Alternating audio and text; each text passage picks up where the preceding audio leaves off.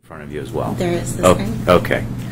I want to reference you back to April 26th of 2013, around 11 o'clock at night. Do you know a person by the name of Eric Barber? My ex-husband. Okay. And back on that date in 2013, were you two married? We were. Okay. Now, were you employed at that time? I was. And where were you working? Sternberg Exxon.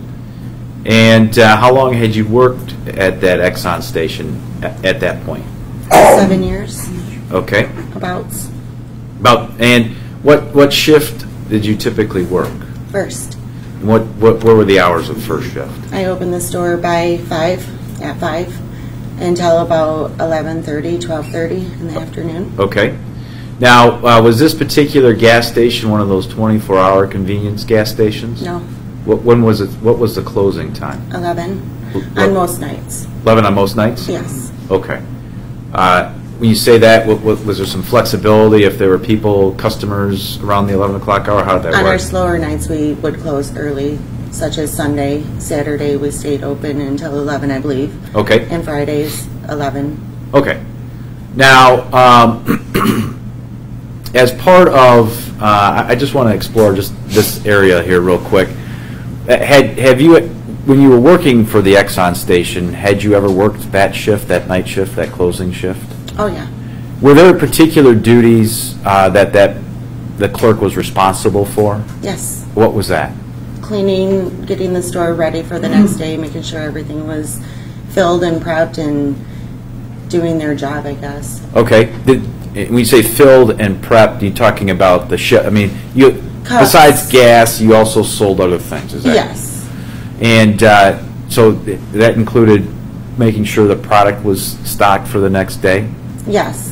And what about working the coolers as well? Oh, yeah, stocking the cooler and cleaning the floors and the bathroom. And what about, was there a money responsibility as well when you closed? yes. What was that? You had to close out your drawer, and then you would give back your money to the back bank. Okay. And was there like a safe or a deposit box that you would, or would the till remain full of money for the person that opened up the next morning? Yes. The first shift drawer would have been already ready. Okay. For me, but that would have been from the night shift. Okay. So they prepped the drawer. Any money that they would take from the back bank, they would give back the back bank the money. They would prep the drawer for the first shift, and then they would close out. Okay. So, for example, when you would come in the morning, your cash register drawer, or the till, was already in the cash register. No, it'd be in the safe. In the safe. Okay. Yes. So everything went back in the safe. Everything. Money-wise, anyway. Money-wise. And then you would go to the safe, get the till out, and it should be ready for you to go that morning. Correct. Okay. Thank you. Now, on going back to April 26, 2013, that evening, you weren't working that night, I'm assuming. No, I wasn't. At some point in time, was there a decision made to go on a motorcycle ride? Yeah. And whose idea was that? I believe it was mine. I woke up from a nap and had said, "It's a beautiful night, let's go for a ride." Okay. Did you have your own motorcycle? I did. And did Eric have his own motorcycle? He did. Now, exactly what route, or I'm assuming you left your house, is that correct? We did. And do you recall about what time it was that you left your house? No idea. Okay. I remember it was dark. Okay. Leave your house, where do you go? Well, we decided to take the route downtown. We would always take about the same route, but for some reason I was like, let's go downtown first and then come back up by Mom's. Okay. Now, ultimately, does that put you on Sternberg Road at some point in time? Yes. Okay. And in particular, do you reach the intersection of Old Grand Haven Road and Sternberg? Yes. All right. Now, as you get to that intersection and as you cross that intersection, does anything catch your attention as you're traveling east on Sternberg? A silver van. Okay. And where do you see the silver van? It's in the parking lot, traveling east toward the store. Okay. And could you take that stick in front of you and kind of show the jury where you first see this van? Around about here. Okay. And you said it's traveling east, so it's traveling towards the gas station, is that right? Yes. And you guys are traveling in the same direction on Sternberg Road? Correct. Okay. Now, as you near the gas station, where's this van? At like the whole time, they're just slightly in front of me. I'm back here, they're just slightly in front of me. They're pulling in here, I'm still going here, but at the back of the van, we're about parallel, probably because I'm going a little faster than he is at this point. Okay. At that time, as we're right here on Sternberg, I see the van come down and make a U-turn. And as he was facing the road, he turned off their lights. Okay. Which lights? Their headlights. Okay. And do you see where this van goes after the headlights go out? They did a U-turn and back behind the building. Whether or not they were going toward the building straight, I'm not sure. Okay. So as the Exxon station is kind of coming out of your view, you see this van turning behind the station itself? Yes. Okay. Now, as you're passing the station, do you remember or have any recollection of seeing any vehicles parked in the parking lot of the station? Jessica's. You saw Jessica's? Right up front. And did you know the vehicle that Jessica drove? Yes. Let me show you a photograph here real quick, Ms. Follett.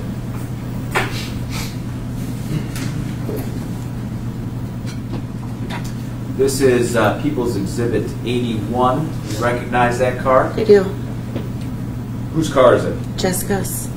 All right, and that's the car you saw parked? Is that a yes? Yes. All right.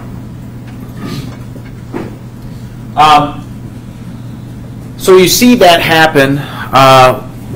What's going on in your mind? Something wasn't right. Okay. And what did you decide to do?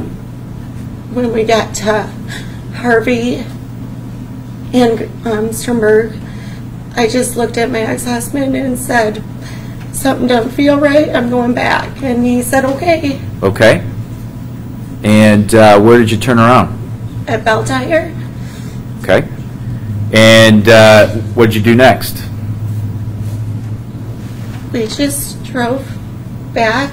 Okay. And take your time, Ms. Follett. Take your time.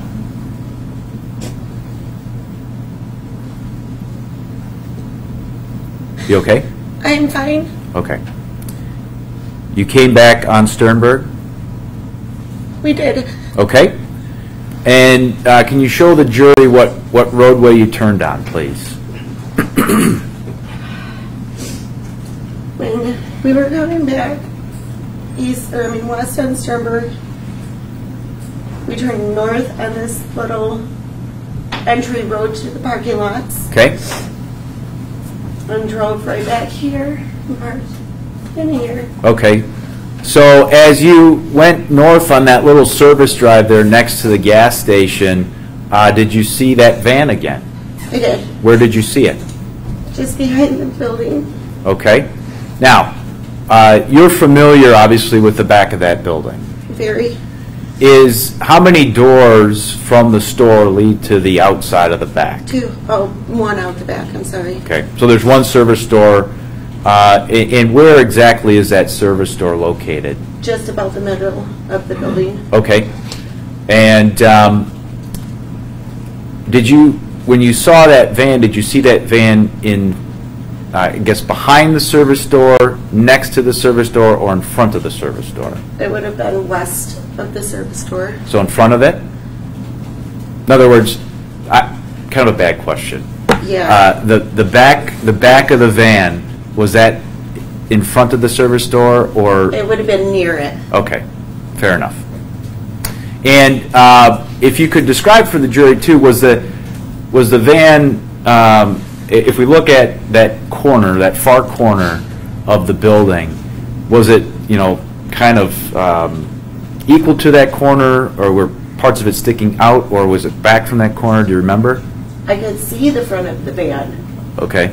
So it was lit up by the side lights. That's my next question. So on the west side of the building, are there lights? Yes. And I'm assuming there's lights in the front of the building? Yes, they actually go all the way around, except for the back lights. You have to turn on them separate. Okay. So 3 sides of that building are kind of lit. They are. All right. And so if I understand your testimony, Ms. Follett, as you're driving your motorcycle past the building, because of the western side of the building being lit, you can see that van? I can. Okay. Now, do you recall whether or not the backlight or the light that lights the back was on or not? It was not. So that light was off? It was. All right. And typically, is that, again, when you've worked night shift, is it required that light be on, or what's the procedure? Yeah, it's our rule. It was our rule to have that light on. Okay. All lights on the outside were to be on. Okay. And that light was off? Is that yes? Yes. All right. Now, you indicated that you parked kind of central, I guess the center of the parking lot that covers the Center Points Mall. Is that right? Yeah, somewhere in there. Okay. I didn't pay that much attention. From where you were at, first and foremost, that appears to be, that's a pretty good distance from the back of the Exxon. Is that accurate? Is that yes? Could you see anything in the back? I could still see the front of the van. While we were actually stopped and parked, I seen a light which appeared to be the hatch of the van, and it was up and it came down and immediately went back up and went back down. Okay, so you can go ahead and have a seat. Thank you. You're welcome. So as you and Mr. Barber are parked over there in the parking lot, again, my understanding is you can only see kind of the front half of the van because of the lighting? Correct. And not the back half? No. However, explain to me the hatch thing. Do you actually see something move up? Or explain. I can't remember if I actually see the door, but I see the light. Okay. So you see the light, you see something come down and immediately pop back up. Yes. And is the light turning on and off during that time frame? No, it seems like I seen it the whole time. Oh, the light was on the whole time? Yeah. Maybe if it went off, it was for flashing, not something I guess I paid attention to. Okay. So essentially, you see this hatch come down, pop up, and then come down? Yes. Does it come back up again? Not a second time. Okay. What's the next thing you see? I see a man walking to the driver's side, and he got in. Okay. And just so that I'm clear on the lighting issue, when did you first spot or pick up this individual? When he stepped to the side of the building. When, and I'm talking about when you see the male himself. When do you see that first? I'm sorry. In other words, let me ask it this way: Do you see this individual walk from behind the van, alongside of the van, all the way to the door, or do you pick him up at a different time? I picked him up when he was walking to the driver's door, and he came to the side of the building. Okay. Wherever abouts that was, that's when he lit up. All right. In other words, that the far western lights then pick him up? Yes. All right. And again, from that distance, could you tell of anything of what this person was wearing? A bright red, orange shirt. All right. Was it one of those kind of, had different blocks of colors on it? No, solid. Solid color. No large stripes or anything of that nature? Solid. Okay.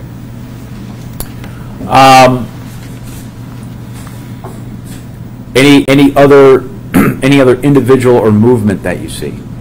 Somebody, in other words, was there a second person maybe getting in the passenger side that you The saw? only thing other than seeing him was when we were driving back and we were actually crossing the front right here where Yeah. he was parked right there. I seen movement back there, Okay. but I couldn't tell what. Sure. I just seen movement. Okay. So you're talking about when you first are driving north on that service drive, and I'm assuming you're looking as you're driving straight. Correct. You didn't stop your motorcycle at that point? No. You're continuing to move? And you saw some kind of movement would be the back? Yes. Okay. So going back to my other question then, Excuse me, is that movement in the back of the van? Correct. Okay, thank you. Go ahead, Mr. thank you, Judge. When this male individual comes to the driver's side of the car, or the van, does he get in? Yes. Did you see anybody else get into the passenger side of the van? No. In other words, was there a second individual? I didn't see anybody else. All right. What happens next?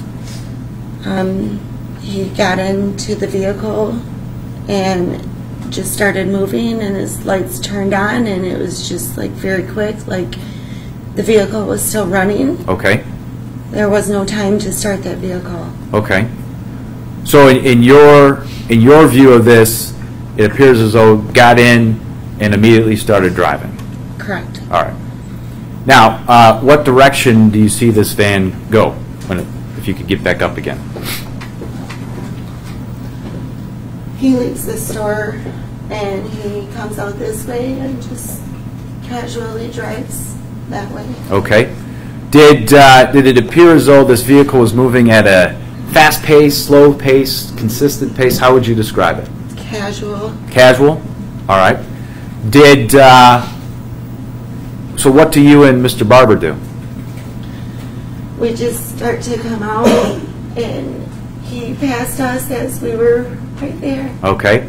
Did this van, and I don't know whether the person or the van noticed you, but did it ever slow down or stop as you guys were kind of coming in contact with it? No. Okay. He just turned and looked at me. All right. And how, if you can give us an estimate at how quickly or the time that you had to actually take a look at this person? Seconds. Seconds? If that. Okay. And if I understand correctly, the way the vehicle was traveling and the way that you guys were, what side of the van was closest to you, the passenger side or the driver's side? Passenger. Okay. And I don't know, was the van lit up inside? In other words, were dome lights on or was it dark? It was dark. And were there any, I guess for lack of a better way to describe it, was it well lit there? I mean, did it light up the inside of the van or not? Just like when anybody passes your headlights, my headlights lit Okay. up him. All right. I wouldn't say it was bright, but Sure. Now, obviously this person's sitting down, so he's not standing up anymore. Is that correct? Right. Do you still remember the shirt? Yes. Still the same color that you saw previous? Yes. And did you get were there any other feature of that individual that stood out to you? His hair. What about the hair? The hair was pretty, like blonde streaks. Pretty with blonde streaks? Is that a yes? Yes. Okay. Anything else distinguishing? He just was bigger to me. Bigger? Yes. Like bigger as in heavier, thinner? What do you mean by bigger? Heavier, broader, bigger. Bigger? He just sat in the van bigger. Okay. Like I guess I sit under the steering wheel. He was not. Okay. Well, and I'm not going to make fun of you, Miss Follett, but you're a pretty small lady. I am. Are you even 5 foot? They say 4'11", I say 5 foot. Okay, fair enough. Fair enough. That's why I enjoyed standing next to you, because I even look like a giant. Okay. Now, as the van is passing by, well, I'm going to ask you this, but is there anybody sitting in the passenger seat? No, not that I seen. Do you see any movement in the back half of the van? I don't see anything in the back half of the van. I see Nothing. Nobody's moving around or bouncing around or anything. No. All right. Van passes you. What do? I pulled out behind it. Okay. And do what? Followed it until Grand Haven Road. Okay. What direction does the van go? North. And what direction do you go? South. All right. Did you ever get a chance, or did you even think about looking at the license plate? No. I know. That's a tough question for me to ask, and a tough one for you to answer.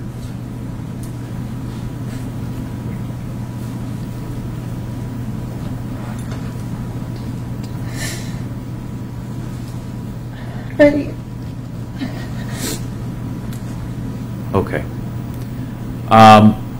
From that location, then, Ms. Follett, where did you go? Home. Okay. And when you got home, how long had you been home when you received a phone call? I can't even be for sure, but it seemed fairly quick. Okay. In other words, you get home and, let me ask you this way, were you even able to get ready for bed before you got this phone call? No. And who was calling? It's my boss. Okay, and what was he asking of you? He said, Susan, you need to get back up to the store. Jessica's not there. Okay. And did you and Mr. Barber, in fact, go back to the store that night? We did. Okay.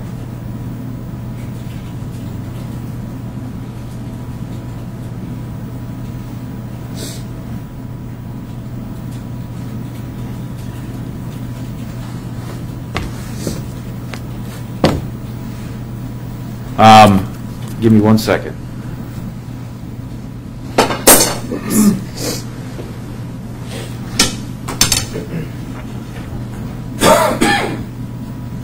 Susan, I'm going to have you take a look at a couple of photographs here in front of you. This is People's Exhibit 75. Does that look consistent with the van you saw that night? It does. And People's 76, probably the view you would have seen. Does that look consistent with what you saw that night? It does. And finally, People's 77, you were behind this vehicle. Does that look consistent with what you saw that night? It does.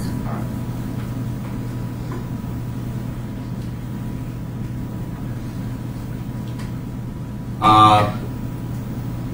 Thank you, Ms. Fall. I have no further questions. Thank you, Mr. Johnson. Mr. Nielsen, would you be so kind as to replace the aerial view of the gas station? Sure will. Please. Thank you, sir. Good morning, Ms. Follett. Hi. Hi. Ms. Follett, I've been noticing that you've been weeping, you've been tearful this morning. Absolutely. Okay. Right. Last 5 years. Yes, ma'am. That's what I was going to ask. For the last 5 years, you've been carrying around a lot of guilt, haven't you? Well, yeah. Okay. Ms. Follett, you understand you're not responsible for this, don't you? I do. You understand there's nothing you could have done, nothing anybody could have done. Do you understand that? If I would have seen something more. Yeah. But that's not what happened, is it? No. Okay. You couldn't have possibly known. Do you understand that? I do. No one blames you. You understand that? They do. No, ma'am. They blame me for not seeing enough. No, ma'am. The only one who blames you is you. Do you understand that? That's possible, but Okay. people do blame me All right. All right. Well, for not seeing enough. okay. I'm not going to belabor it. All right. I just want to ask you a few more questions. Absolutely. All right. You worked at the store. How long had you worked there, dear? About 7 years. Okay. And Ms. Herringa worked there for how long? I guess I couldn't say for sure, but at least 6 months, a year. I'm not Okay. positive. Is this, well, I'll ask her employer. You don't know what her hourly wages were, do you? No. Okay. All right. Have you ever closed, I think Mr. Houston asked you, have you ever closed the store? I have. Okay. When you close the store you mentioned that you stock the shelves, you ready the store for the next day, you mop the floors, that sort of thing. Yes. Do you recall approximately how long it takes to mop those floors? Oh, I guess it depends on how fast you work. Okay. Well, assume we're on an average now. Averagely speaking, how long do you think it took you to mop those floors when you had to do them? 10 minutes. Maybe not even that, depending Okay. on if you have customers Okay. within that time. So 10 minutes if you have customers, less if you don't. Correct. Okay.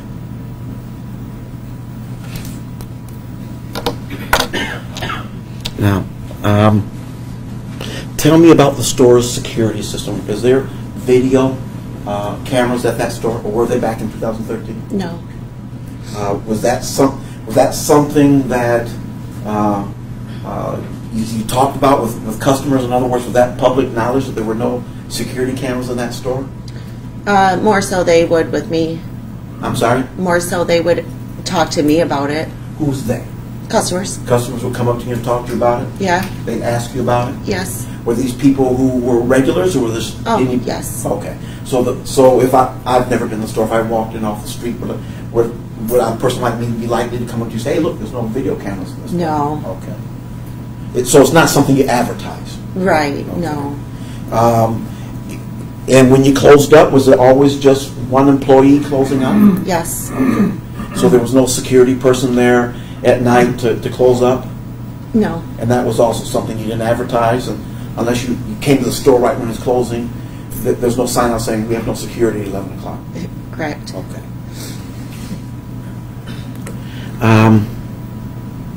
Did you notice whether or not Ms. Herringa has suffered an injury to her forehead just prior to the disappearance? Did you I notice anything? normally wouldn't cross paths with her. Okay. I was first shift. She normally was third. Okay.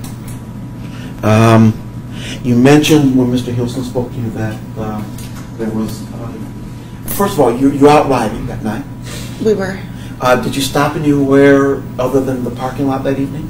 We did. Where did you stop? We stopped downtown and we were going to have a cigarette and seen some kids running around and jumping on poles. So I just said, let's get out of here, go smoke somewhere else. Okay. Didn't want no trouble. All right. So we took off down Henry, and I couldn't decide where to pull over, so my ex-husband got in front of me and he pulled over at a restaurant. I remember that. Okay.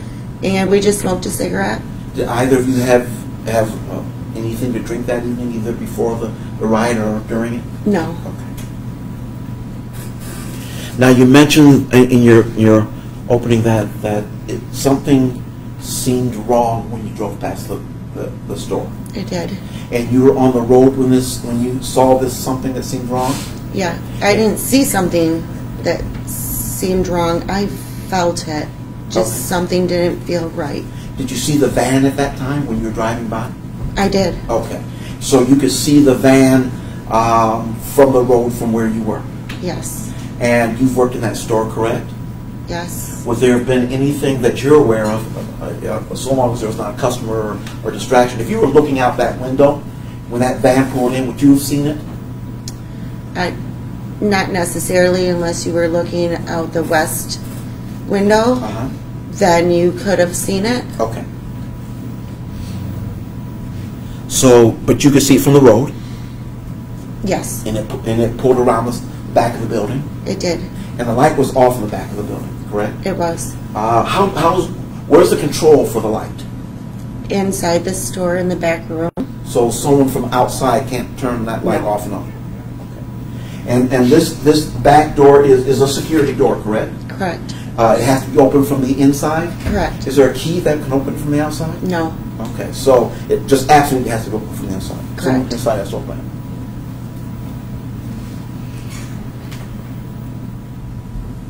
All right.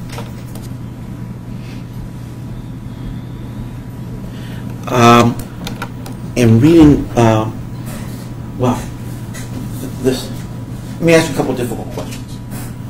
One of the reasons, is it true that one of the reasons you might have been concerned that night was you were concerned that Ms. Herringville might be taking stock or money from the store? Possibly. Okay. You had your suspicions? Yes. Okay. Do you know how is there a control system that keeps people from being able to take money without anyone knowing it? Is there a way to take money from the store that you're aware of without somebody figuring out that's what you're doing? I didn't think it was money. I thought it was product. Okay. Money was always accounted for. All right.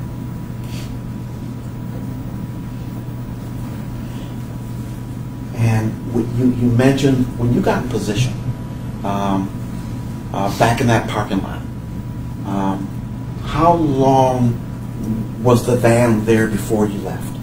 Before it left, I'm sorry. I couldn't even estimate. How much time did you all spend watching from the back of the parking lot? A minute. Okay.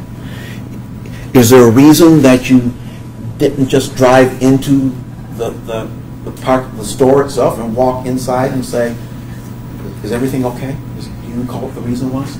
Because I thought she was taking product and it wasn't my place. Yes, ma'am. I wasn't manager. Yes, ma'am. I was just a co-worker. Yes, ma'am.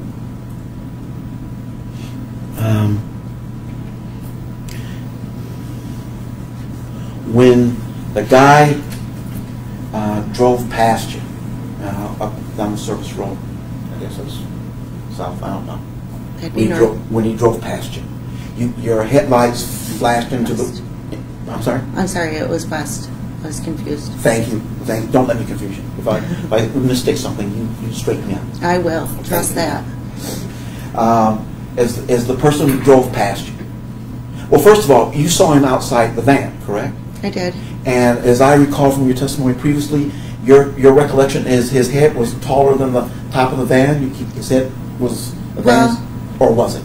See, when I couldn't see the back of the van. Yes, ma'am. And wherever he was parked, the only time I seen him was when he got onto the side of the building, okay, and he was lit up by the lights. All right. So he was bigger at that point. Okay. So from where you were, from the perspective you have, for the couple seconds you might have been able to see it, he looked to be taller than the top of the He van. looked to be taller. Okay. And then you got a closer look at him as he drove by when your headlights flashed into his vehicle. Is that correct?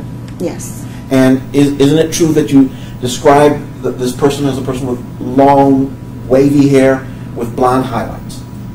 Long? Like that long? You tell me how Inches. long. Okay. Show the jury what your... Inches. Inches? Okay. With blonde highlights? Yes. Okay. And he seemed to be, we understand it is. First you have distance, then you have a little time. But it seemed to you that this person was at least 6 foot tall. Do you remember describing him that way? I never put a height on him because everybody's 6 foot tall to me. I see. Thank you. Yes. But he seemed to be, when you say he was a big guy, I guess the question is, was he a chubby big guy, or was he a football player, lineman kind of big guy? Not fat. Okay. I wouldn't say fat. Okay. And I think you recollected that he didn't have glasses on. You didn't see glasses. Not that I seen. Okay. And he was clean shaven. I didn't say that either. I just didn't see facial. Okay. Just a moment. He was in his mid-30s? It seemed about. Okay. Ma'am, do you remember testifying at the preliminary examination way back, where the jury wasn't there, it was just us and the judge and whatnot? Yes. Okay. As the preliminary examination is like this, they type everything up. Mm-hmm. And when they type everything up, they type exactly what you said. And what I'd like to do is, you mentioned that you didn't say he didn't have facial hair, you just didn't notice it. And what I have here is your testimony from the preliminary examination transcript. And I'd like to show you what you said at the time to see if that helps you remember exactly what your recollections of his facial appearance Okay. was. Okay.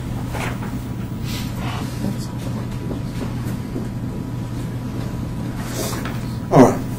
And I want you, may I approach your name? All right. What I'd like you to do is just read it to yourself at this point.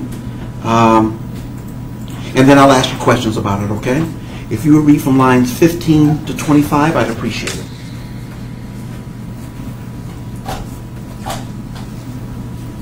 Okay, were you able to read it? Yes. Wow, okay. When you were asked the question, did he have any facial hair? Do you remember now, based on what you've just read? Yes, but And your it answer doesn't then... change it. I understand. But your answer then was what? I said no facial hair. Okay. And that was how long ago? I don't even know. Okay. But it was closer to the time of the incident than this, obviously. Correct? Yes, Maybe even more, a year closer, maybe? approximately. All right. And you also, did you work with a sketch artist to try to get a, okay. And I tried this with somebody else and it's the wrong person. So what I'd like to do is show you proposed A and B. And I'd like to see if you recognize either of those documents. This is B, this is A. Do you recognize either of those documents now? Yes, How does it you recognize them? I worked with the sketch artist on those. Okay, and tell us what that's. Is it like on TV where you're sitting there and you're scribbling and they're trying to draw up that sort of thing? It's difficult. I understand it's difficult, but I'm just talking about the process. They're asking, what was his nose like? What does this look like? Correct? They do. Okay, and while you're trying to recall based on that flash, 1 second flash, okay? This is the information that they write down on paper. Is that correct? This is what they draw? Yes. And then they show you and they say, does this look like the guy? Sort of. They might draw a feature and then show me, and draw another feature and then show me. Okay. These are both signed and dated. Are those the end results of what they drew on those occasions? Yes. And your response was, did either of them look more like the person you saw than the other? A or B? I said that whatever one this one is, A, it says, A- is more closer. Okay. But This those one are... wasn't bad enough. His face wasn't bad enough. His nose was too big. Okay. And so, but those are the final drawings that you did for the sketch art, with this sketch art? Yes. The sketch artist actually did the drawings, correct? Correct. Okay. Thank you, ma'am. Your Honor, I move to admit A and B at this point, defense A and B. Judge, can I ask just what, real quick on that? Slow down. You've indicated that you worked with the sketch artist on both A and B, right? Correct. And I think this was asked of you at the preliminary examination, if I'm not mistaken. As it relates to B, this was the first one that was done, Yes. correct? By, I believe, Officer Sinclair, female officer? Yes. And then A was a second one by a different officer. Correct. Is that right? And if I remember correctly from the preliminary examination, you said this is not nowhere close. No. Is that, That's what I said. and so B does not reflect what you remember that particular number. No. A is a little closer. Yes. Now, is it exact? No. Okay. And we always knew that. Okay. Judge, I don't have a problem with admitting A, but I do object to B, given the witness's statement that since she was the source, she says B is inaccurate. And so I don't want to mislead this jury. Your Honor, goes to wait. The reality is at the time this witness testified, she Both exhibits will be. Thank you, Your Honor. May I Whatever publish, Your weight the jury wants to give them is up to them. May I publish, Your Honor? You may. Ms. Follett, on the bottom of these documents, as Mr. Hilson pointed out to me on one occasion, these documents were generated in 2013, Yes. and Ms. Herringo disappeared in 2013, correct? She did. Okay, so this was generated the same year she disappeared, correct? Correct. All right.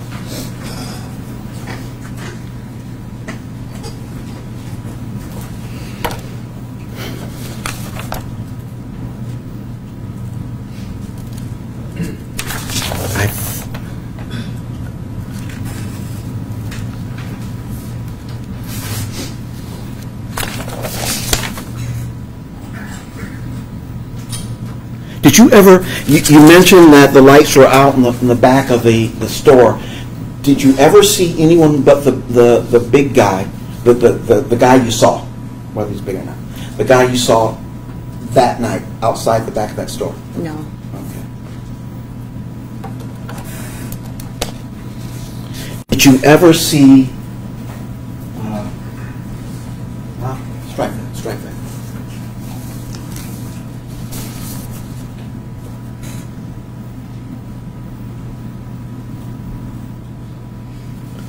You see any other vehicles in the lot that night?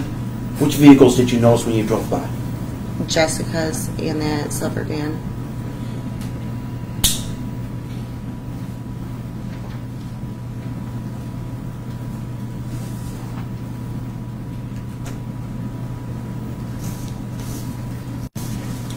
Now, where you mentioned that the van turned off its lights as it went around the side. Is that correct? That is. Okay. Are there lights along the sides, or where are the lights in that particular lot? Can you show us, give us an idea? The lights go all the way around the building. Okay. The whole entire gas area is lit up. Okay.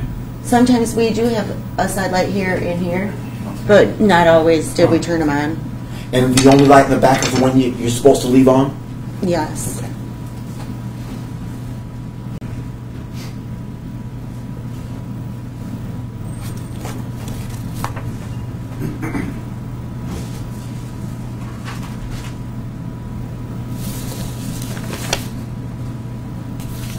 One moment, please.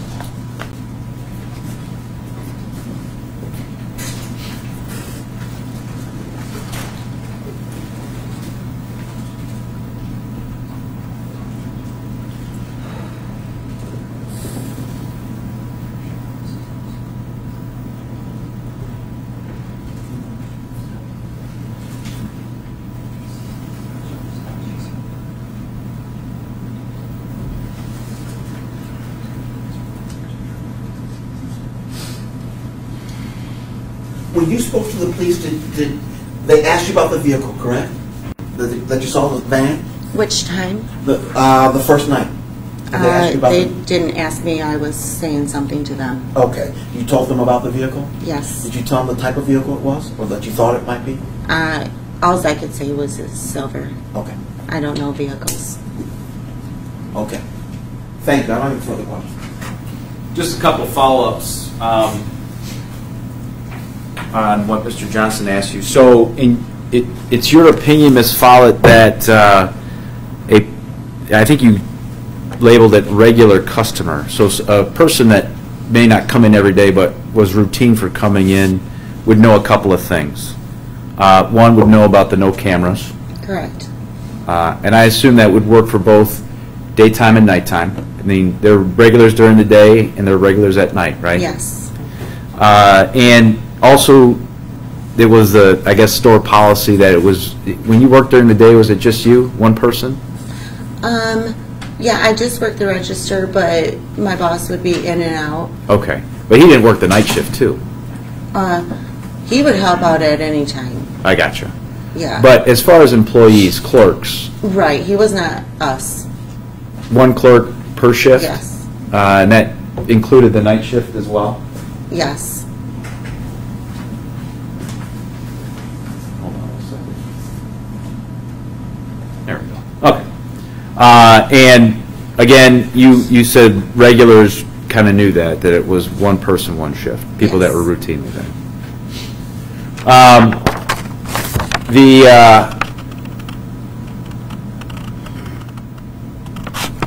Are you aware at all that, well, let me ask it this way. If the person driving the vehicle that you saw when you kind of almost T-boned him, if they were wearing contacts, would you have known that? No. I mean, could you tell? No. Okay.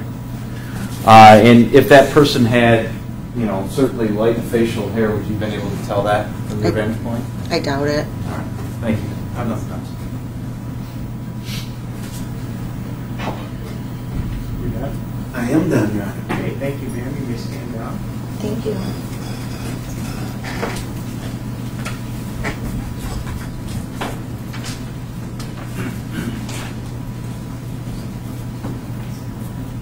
Excuse me. People of the state of Michigan call Janice Horton to the stand.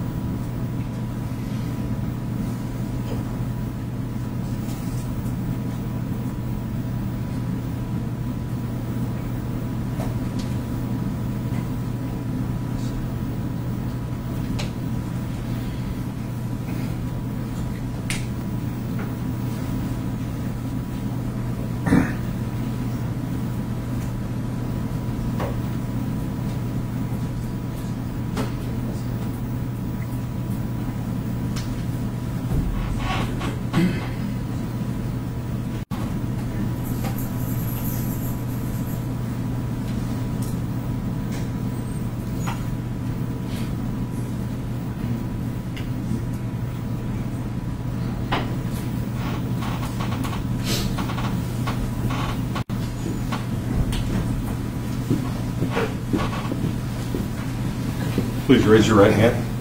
You swear that the testimony you're about to give will be the truth, the whole truth, and nothing but the truth, so help you God. Please have a seat and state and spell your name for the record. Janice Horton, Janis Horton. Good morning, Ms. Horton. Good morning. What is your profession, ma'am? I'm a hairstylist. And at one point in time, did you live here in Muskegon? Yes, From when to when? since 1970. Okay, so you were a lifelong resident of Muskegon, Yes, and did you have the same profession while you were here in Muskegon? well, I was a mom and a housewife until I became a hairstylist. Okay, and when did you start working as a hairstylist here in Muskegon? 1998. Okay, and I don't think it's necessary to go through the various locations, but you worked at various locations throughout your career Yes. as a hairstylist, and you left Muskegon when? 2014, October. Okay, and obviously you're not living here anymore, is that correct? Correct. Now, back when you were a hairstylist, or is that the proper term? I want to make sure I classify. Is that okay? Do you recall having a client by the name of Jeff Willis? Yes, And how long was Mr. Willis your client? about 14 years. Okay, so you cut his hair for a long time. Yes. Towards the end of your, and when you, was there anything, I guess, as related to hair color, was there anything in particular that Mr. Willis would often ask you to do? Highlight his hair in the front. Highlight his hair in the front? What color? Blonde. Now, did you do that more than once? Yes. And in particular, ma'am, was this happening around the year 2013? I am not positive. right. He was off and on throughout the whole time I knew him. That was part of, he would often ask you to do that. Yes, And it's possible it was 2013 as well. it's possible. Now, was he, in particular, as it goes to his weight and as those later years, 13 and 14, when he would come in, was he thin or heavy? Heavy. Okay.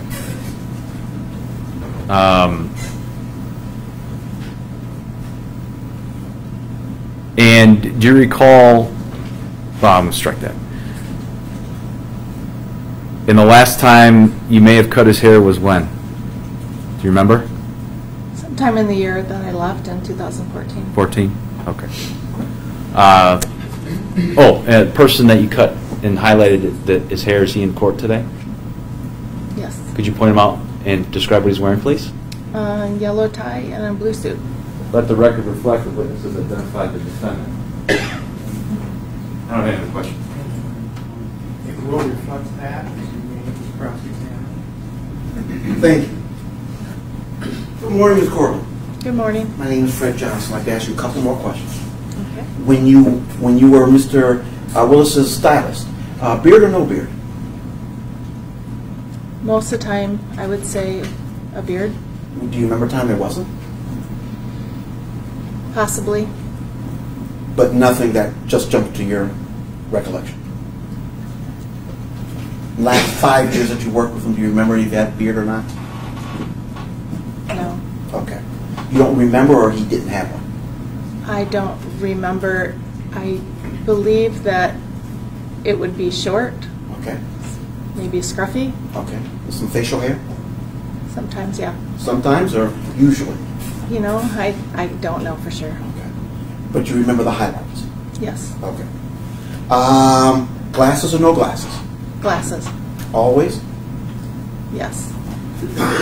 And you say that it's possible he had the highlights done in 2013, but you're not sure? I would have to. I am not sure. Okay. Is that something you would have kept track of? The salon would have kept Okay. track of, and he always wrote a check. Okay. So you wouldn't have known, you don't know from personal recollection if 2013 was a highlight year or not? Not 100%. Okay. Was there anything else that Mr. Willis asked you to work on in terms of his personal appearance, or was it just the hair? Just his hair. Okay.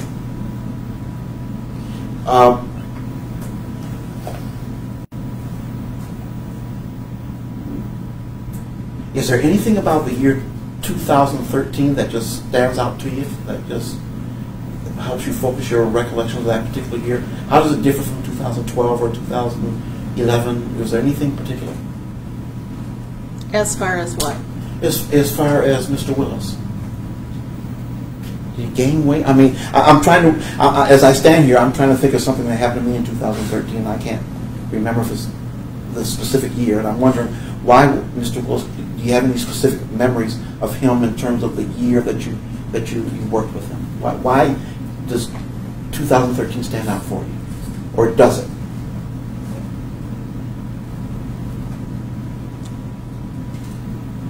These are hard questions. Yes, they are. I know you're doing the best you can. Don't worry about it. Just tell us what you honestly think. I did notice a change in his personality. Okay.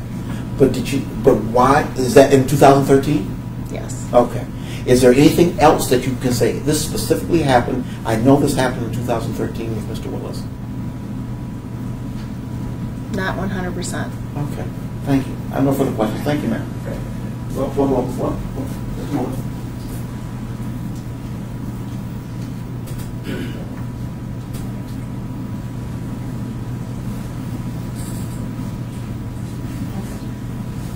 Do you remember the time when Mr. Willis was breeding dogs? Yes. Okay.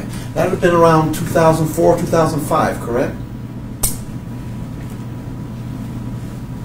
It was earlier than that. It was earlier than that? And he was getting his hair frosted then? I do not remember. Okay. You don't remember 2004 or 2005 or earlier than that? My son was born in 2001. Yes, ma'am. I met him in approximately 2000. Okay. That's how I met him. I met him through a PetSmart, Oh, okay. and then I bred my chocolate lab to his chocolate lab. Okay. And my son was born in 2001. I know we lived in this house, and it was our last litter of puppies. So that's the only time I would have known for dog breeding. Thank you, ma'am.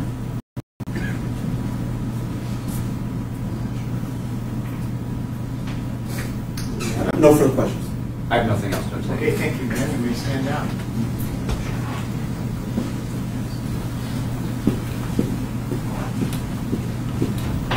People of the state of Michigan called Corporal Joel Hooksma to the stand.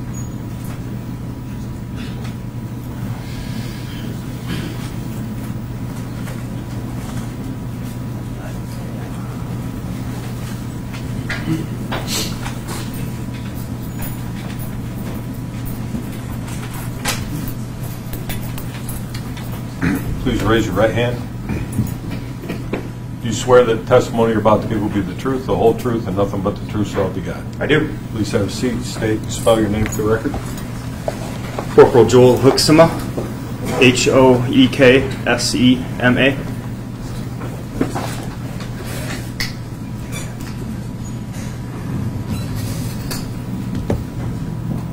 Give me 1 second here and get, here you are. Okay. Good morning. Morning. What department do you work for? Norton Shores. And how long have you been with Norton Shores? Over 14 years. Now, currently you hold the rank of what? Corporal. And assigned to what division? Patrol. Now, back on April 26, 2013, in the evening hours, were you working for Norton Shores Police Department? I was. And were you on duty around the 11 o'clock hour? I was. Do you recall being called to the Exxon station in Norton Shores off of Sternberg? Yes. And is that station here in Muskegon County It is. and in the state of Michigan? Yes. Now, do you recall what the nature of the dispatch, I guess, is the best way to ask the question? Suspicious situations. Okay. You arrived there, sir, and what do you do? I arrived, Officer Vinka was on scene prior to me. I entered the store, spoke with him, and kind of discussed what the call was about and what was going on, and assisted Officer Ginka with searching the interior of the store. And did you get an opportunity to walk the interior of the store? I did. And what were your observations? Everything appeared normal inside the store. Lights were on. There just wasn't an employee there. Now, did it appear as though things were in the process of either being put together and being ready for close, or I guess, how would you describe it? Yeah, there was that impression inside the store. There was a trash can by the back door, I believe a broom with a dustpan. The till was open. The money was in the back room on top of a safe. So it appeared as though that the employee could have been shutting down the store for the night. Okay. I'm going to show you a couple of photographs here. All right. First photograph. This is People's Exhibit 78. Do you recall? First, I guess, what are we looking at in this photograph? That is the back door of the gas station, looking to the north. And you're talking about the garbage can being prepared. Was it in that position when you saw it? Yes, the garbage can there, and then looks like the dustpan, but possibly not the broom. Okay. People's Exhibit 79, what are we looking at in this photograph? That would be the cashier's till that was sitting on top of the safe in the back room of the gas station. Okay. People's Exhibit 80, what is this? That's another view of the back room of the gas station. Okay. And these three areas, the first area, which was by the back service door, did it look like, I guess, let me ask you this way. On the interior, did it look like there'd been any kind of struggle or fight? No. Did, when you observed the cash drawer, did it appear to be disturbed at all? In other words, rifled through or anything of that nature? No, not at all. Anything in this back room area look as though it had been rifled through or disturbed? No. Ultimately, Corporal Hooksma, did you also look at or walk the exterior of the building as well? I did. And when you walk the exterior of the building, sir, what, if anything, did you observe? In the back area of the store, I found some items on the ground that raised suspicion. Okay, let's talk about that. I want to go back to, I guess let's look at People's Exhibit 82. What are we looking at in this particular photograph? That is the back door of the store from the exterior, so looking to the south. And there was only, there's only one back door, is that correct? Yes, that's correct. Okay. And is it in this area here where you observed the things you were just talking about? It is. Okay.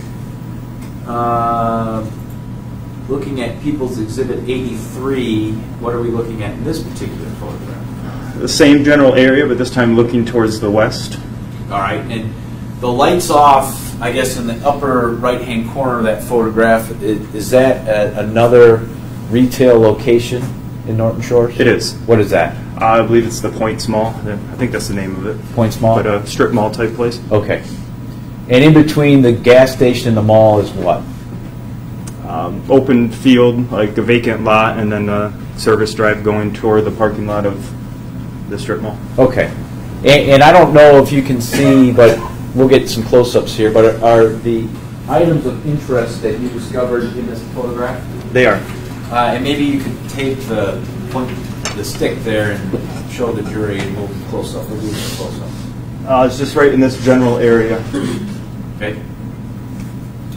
All right. Well, let's talk about. I guess here's People's Exhibit 84. What are we looking at here? That is a photo of the ground outside of the rear door, looking at the items that I had found. All right. And again, could you kind of point out to the jury the various items?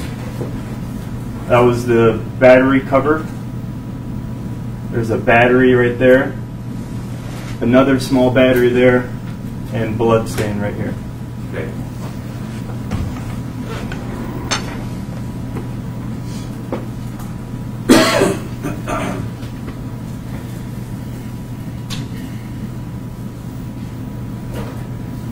All right.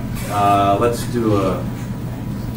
look at, what are we looking at? This is People's Exhibit 85. That's a close-up of the blood that I found on the pavement.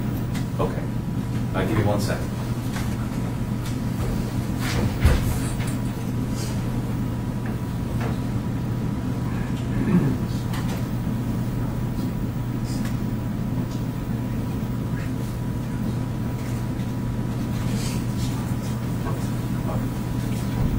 Can you describe, Corporal, the process you went through in collecting? I'm assuming you collected part of this for evidence. I did. I collected samples of that blood. Okay. And how did you do that? We use essentially it's like a long Q-tip, just a one-ended Q-tip. It gets I wet it with some water, some not sterilized water, but purified water. Swab the stain up to get some of the blood on the Q-tip, and then that gets placed into a small box, and then ultimately in an envelope packaged as evidence and sent to the crime lab. Okay. And you use that process to collect from this particular stain? That's correct. Okay. Now, you also talked about, did you also collect the cover and the 2 batteries as well? I did. All right, let's talk about that. This is People's Exhibit 86. What are we looking at here? That is the battery cover to a laser sight that I had found on the pavement behind the store. All right.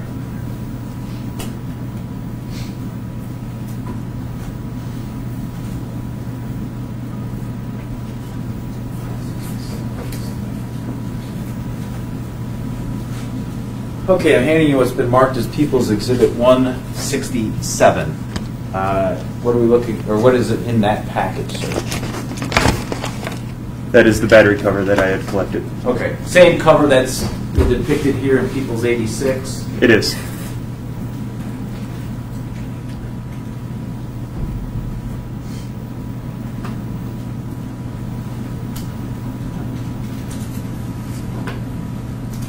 Okay.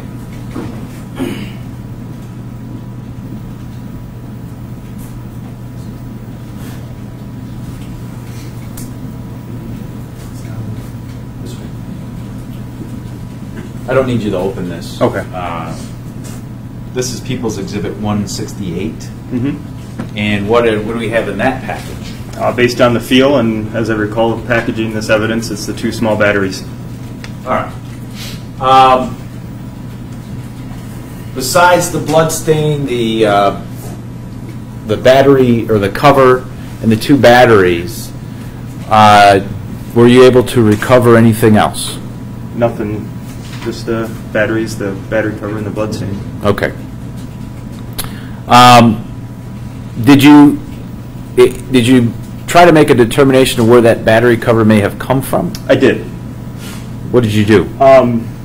Simply, I Googled it, utilizing the words that are on the cover, and just to see where it came from or what type of device it came off of.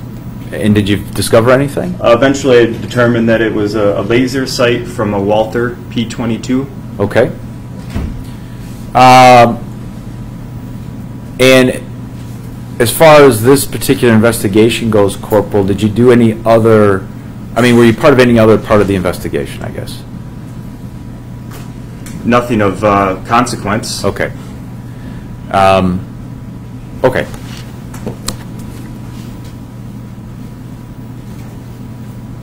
Your Honor, based upon Corporal Hoeksema's testimony, I would move for the admission of Exhibits 78 to 86. Those are the photographs. No objection.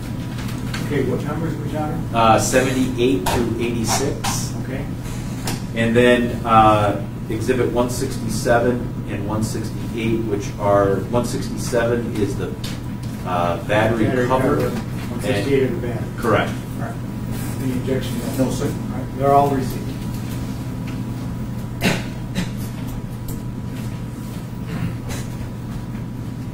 Thank you, Your Honor. I have no further questions of the Corporal. Corporal Hoeksema, good morning. Good morning. When you get there, you said you did the walk around on the outside of the building. Is that correct? I did. Were you the first officer to do so, as far as you know? As far as I'm aware, yes. Okay. And when you got out there, there's an overhead light out there? In the back? Yes, sir. Yes. Okay. Was that light on or off? I can't remember exactly. I want to say it was on, just because it is in my pictures, but it could have been at that time we had turned lights on. I'm not sure. Do you recall what you testified to at the preliminary examination? I don't. No. If I showed you a copy of the transcript, might that help you recollect what you testified to at that time? Yes. Okay. Page 126.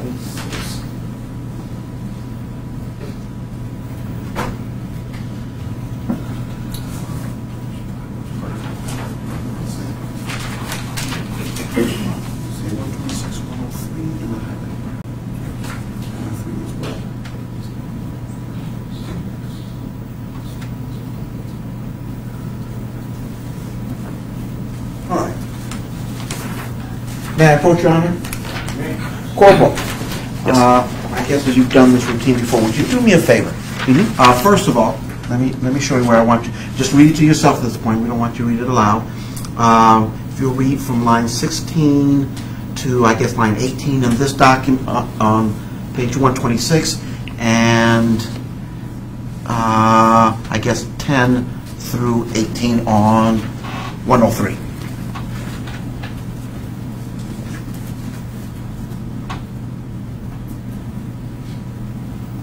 Okay. Okay.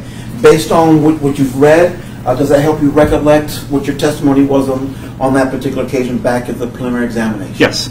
Okay. Do you, at least at the time of the preliminary examination, do you recall, what was your recollection of whether or not the light was on or off when you got back? As I recall, the lights were on, is what I Okay. had testified to. And this happened obviously closer to the event, correct? Yes. Do you have any reason to dispute what you testified to at that occasion? I don't? Okay, thank you. And you didn't turn the lights on, is that correct? Not that I recall.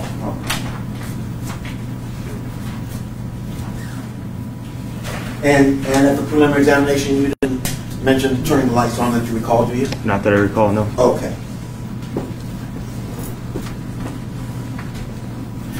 You found a blood stain on the ground, Yes. correct? Do you have the expertise to be able to tell us how long that blood was down there before you found it? No. Okay. Were you part of the task force in the Harrington matter? No, not a task force member. No. But did you do any work in terms of the investigation of this matter beyond what you've testified to? Oh, like I told the prosecutor, nothing of consequence. Following up on tips that didn't pan out, that type of thing. Okay. Did you at some point receive information that the vehicle in question might be a Town and Country minivan? Yes, that was word at the time, I believe. Okay.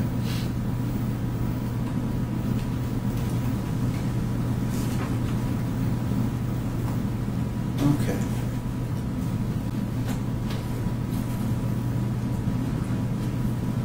Oh, I know what I wanted to ask you. Did you, when you came into the store, who was in there?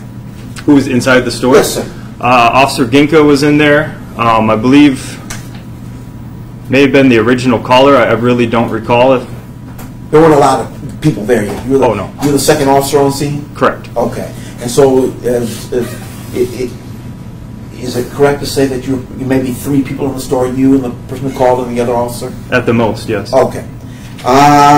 Did you notice you noticed that the trash can was out? Did you notice if there was a bucket and mop out? I don't recall specifically a bucket or mop. I mean, there was the dustpan, but Okay. I don't recall. Did you notice whether or not the floors were wet? I did not notice that. Okay. And you certainly didn't take photographs of a bucket or mop or anything along those lines? Nope. Okay.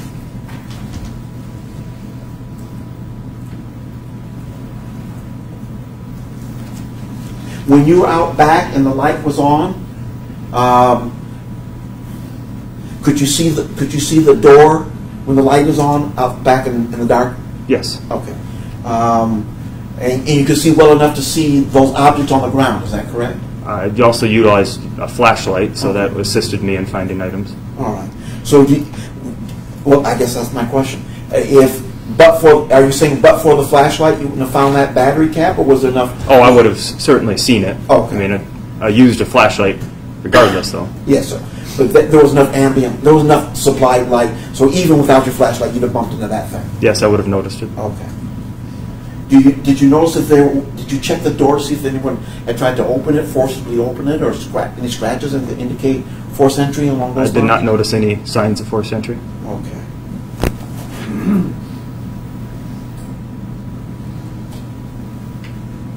Did you notice whether or not there was a peephole on that door? In other words, could a person from the inside look out to see who's out there before opening it? I don't recall. I'd have to see the photo again to... Could you throw up... Sure will. If it's, There's no people. thank you.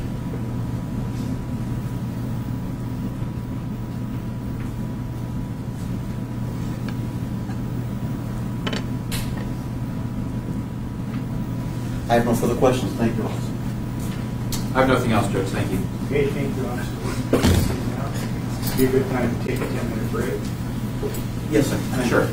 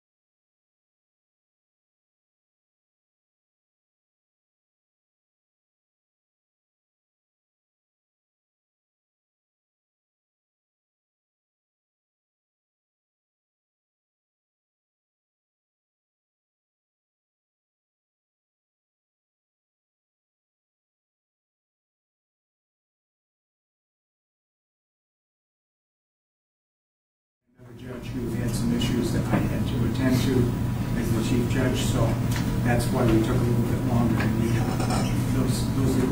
Those incidents that should not come up very often, but when they do, I do have to deal with it. And I do it as promptly as I can. So, Mr. Wilson, if you want to call your next witness. Yes, sir, Judge. People of the state of Michigan call Gary Foster to the stand.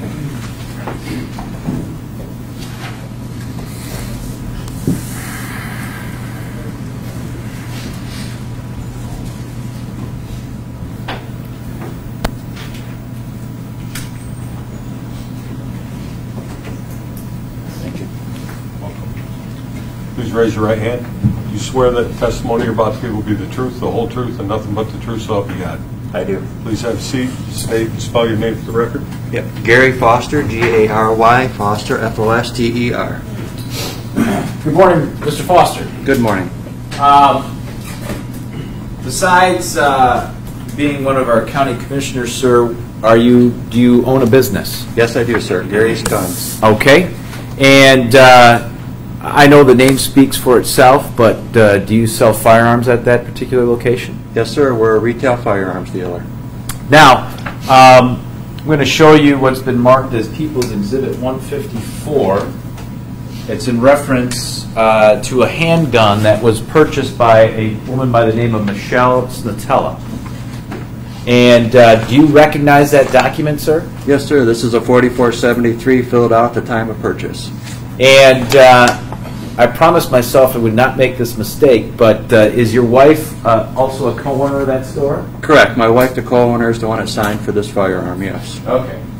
And that indicates what gun was purchased from your store. The Walters P22, serial number L397098. And does it indicate the date of that purchase, sir? On 5/1/12.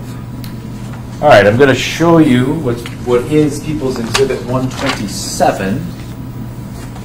Have you open that up, please? Sure. And I think the serial number probably you can't tell from there, but I will tell you based off of testimony that that gun you have in your hand is the gun that you sold to Miss Snotella. Okay. Now, is there anything different about the gun you see there than when you first sold it?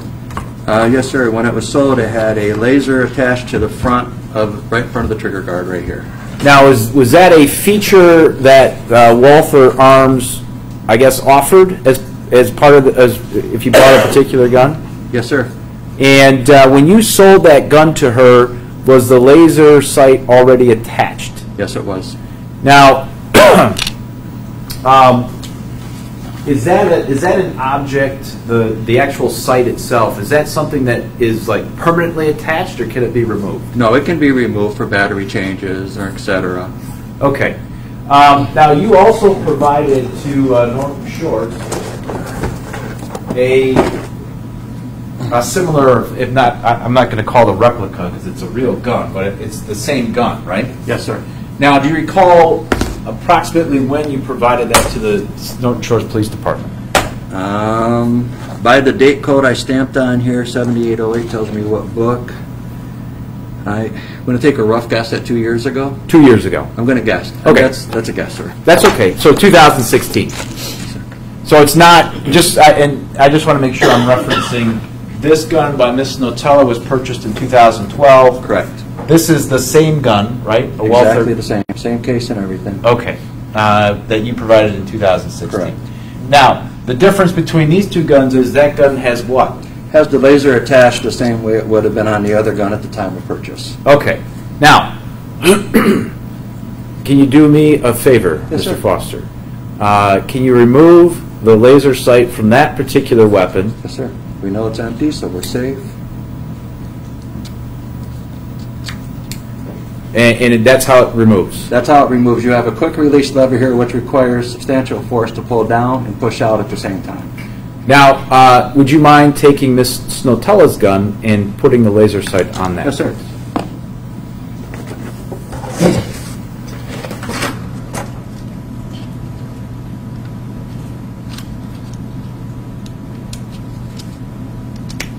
Just like that.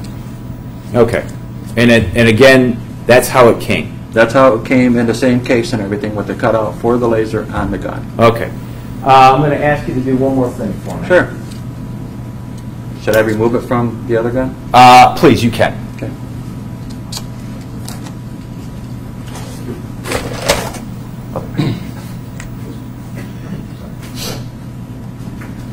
Now, before I ask you to do this, Sure. I want to talk a little bit about the apparatus there. Absolutely. That laser sight is powered by what? 2 batteries. They call them watch-dial batteries. I think the numbers are exactly 357. Okay. And I know this is not the first time you've testified. In fact, this might be the 3rd time you've testified. That's right. Sorry. And in the other 2 times that you've testified, we did not show this gun that you provided North Shores. Is that correct? Correct. And I believe, sir, you've testified in the past that you from your memory, thought that laser sight held 3 batteries. Is that That right? is correct. There was an earlier version, similar, it took 3, and this is the upgraded version. It came out about 5 years ago with 2. Okay. So are you confident today, sir, that the laser sight that Ms. Snotella had was one that required 2 or 3? 2 batteries, sir. Okay. Now, where are the batteries housed? Right under the cover right there. There's Okay. a little switch there, and if you have a good fingernail, you can push it back. It does take some force. Okay. Well, let's. Can you pop that cover, please? Yes. And got it. All right. Now, this is People's Exhibit 167, just testified to the cover that was recovered by Norton Shores PD. And I don't want to get those two confused, Yep. so let's keep that one They over are here. the same cover. Well, I was going to ask you that question first. Are those covers the same cover? They are identical, sir. And would you mind, and I'm going to put this one over here, would you mind putting that Sure. on that place? This one's broke, sir. The latch is broke. Correct. It's on, but there's no latch to hold it. I understand. I understand. So it will not attach. But does it fit, though? It does fit, and it is exactly the same cover, and it would be exactly the same. Okay. No. All right. I'm going to put that back so we don't get Okay. that confused. You can put that back on there, Okay. please. Now, I think you had talked about. You had said in one of your answers, and I'm going to kind of go back over that. The amount of force necessary to jar that battery cover loose in your It's substantial. substantial force? Yes, sir. I mean, more than just a tap? It's substantial. I have broke many fingernails removing those to change batteries. It takes some serious force. Okay. Okay.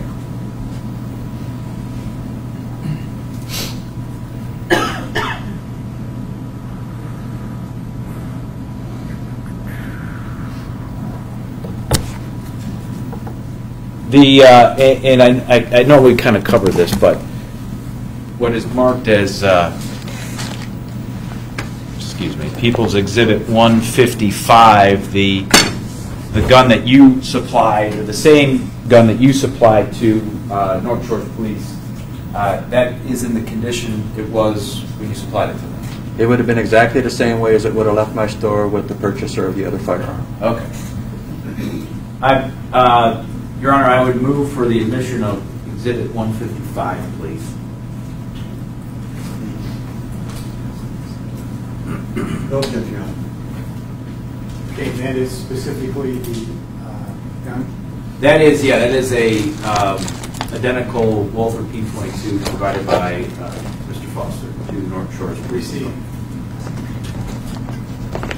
I have no further questions of this witness, Judge.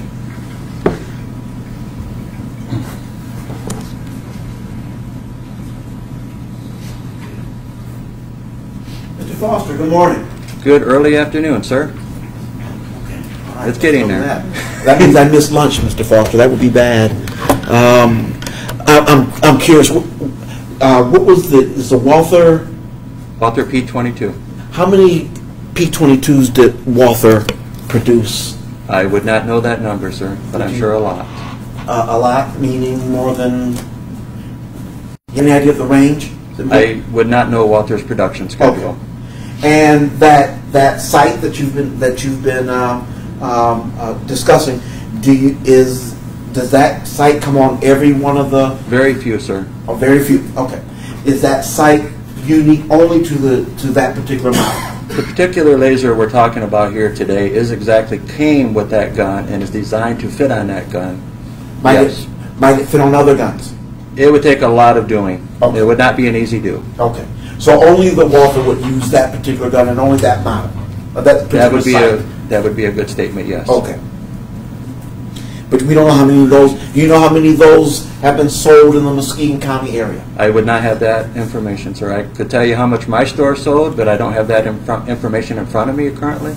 And do you have any idea how many gun shops there are just in Muskegon County? I could not tell you. I don't go out checking on competition. I remember that from the last time.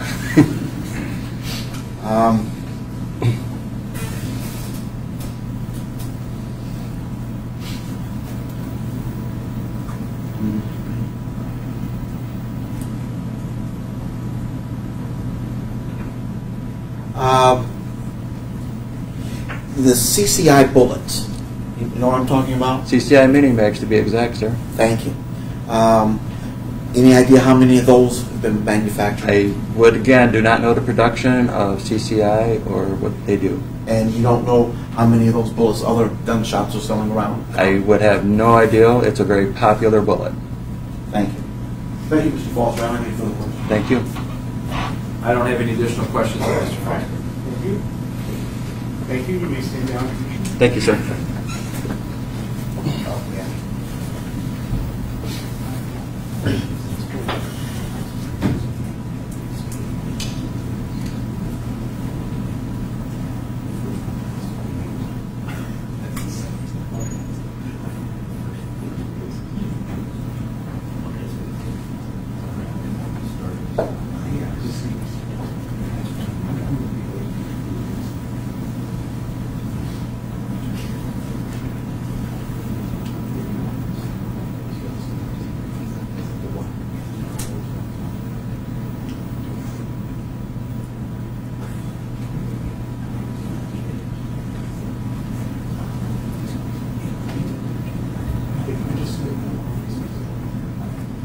Okay. Yes. Okay. Yes. People of the state of Michigan call David Hayhurst to the stand.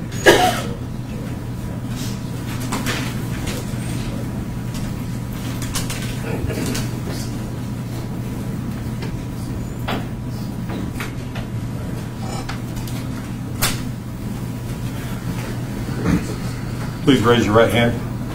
Do you swear that the testimony you're about to give will be the truth, the whole truth, and nothing but the truth, so help you God? Yes, I do. Please have a seat and say and spell your name, please. My name is David Hayhurst, Hayhurst.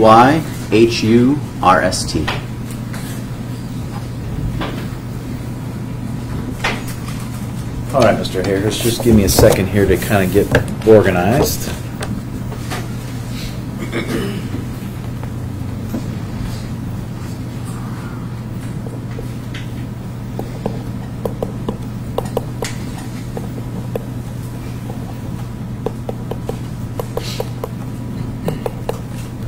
Okay. Can you let the jury know what department you work for, please? I'm employed by the Michigan Department of State Police, assigned to the Grand Rapids Forensic Laboratory in the Biology and DNA Unit. Might as well. Yep. Okay, and how long have you worked for the Michigan State Police in that capacity? I've been employed as a forensic scientist for over 13 years now. And Fred, do you want me to go through training and experience, or are we good? No, let's run them all through. No, I'll stipulate that. Okay. Training experience. All right. You're, So he's going to be offered as an expert in DNA now? yes. So you have no objection? That is correct. You testify in that manner as an expert? just as a matter of principle, Mr. Hayhurst, you've testified in court before? Yes, I have. And roughly how many times? In the state of Michigan is where my testimony has been, and it would be over 75 times, a little over that. And each time you've been qualified as an expert in your field? That is correct. Okay. I want to lay some groundwork with you first before we get into the work you did in this case, if that's all right. Yes. Could you explain to the jury what forensic biology is?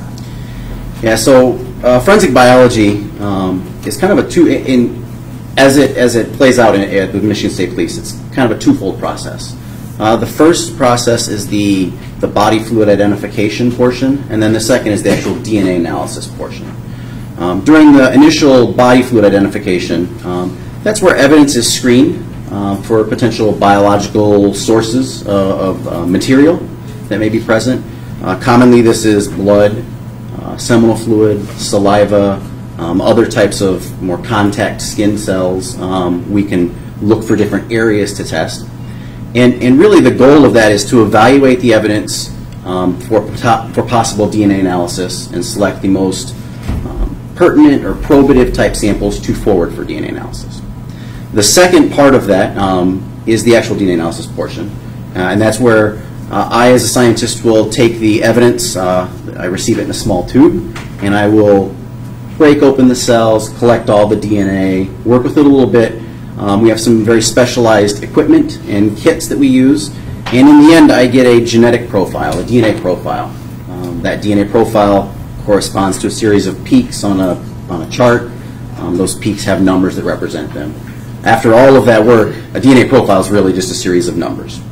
And then again, the scientist will come through and compare DNA profiles that are obtained from evidentiary type items and DNA profiles that are from known samples or known items, and see if those two profiles match, so that person could have been a contributor, or if those profiles are different and that person is excluded. They're not a contributor to the DNA that was on the original item. So in total, it's the two halves. It's the screening and then the DNA analysis working together to determine biological value from that evidence. And in a general sense, can you tell the jury what is DNA, excuse me, and where we find it? Yeah. So DNA, as many are familiar with, is the genetic blueprint of life. It's the coding that the body uses to facilitate all of the living processes that go on. Very practically, it's a series of base pairs that match up. Think of a long, like a ladder type of a structure that's spun around and twisted. It's millions and millions of base pairs long, so the code itself is very extensive. For forensics, we focus very specifically on some very specific locations. I do not look at the entire length of the DNA. We look at areas that have been shown to be similar from one individual to the next, but they are different enough that we can generate different profiles. So the analysis portion of what I'm doing focuses on that very small portion of the overall DNA that's present. And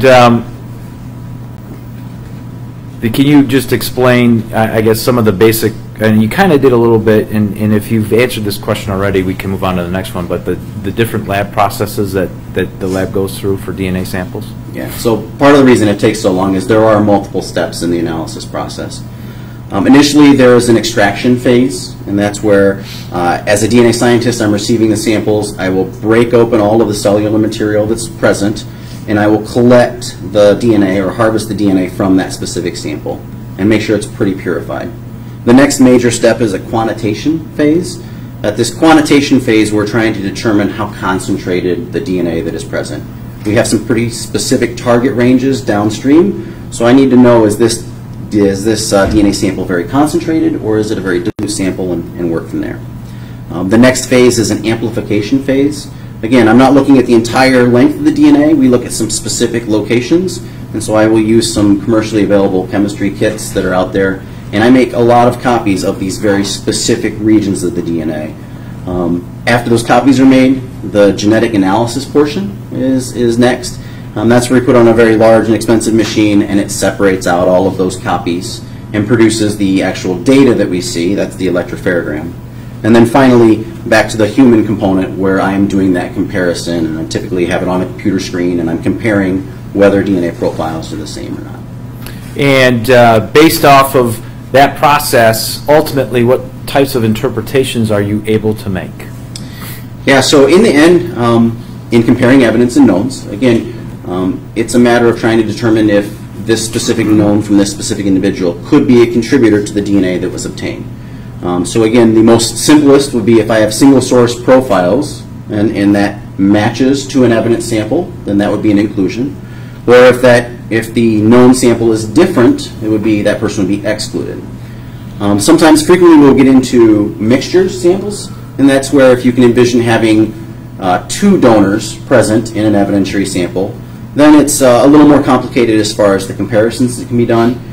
But it's the same basic idea. It's could this individual be included in this mixture of DNA, and then how do we try to describe that person's level of inclusion?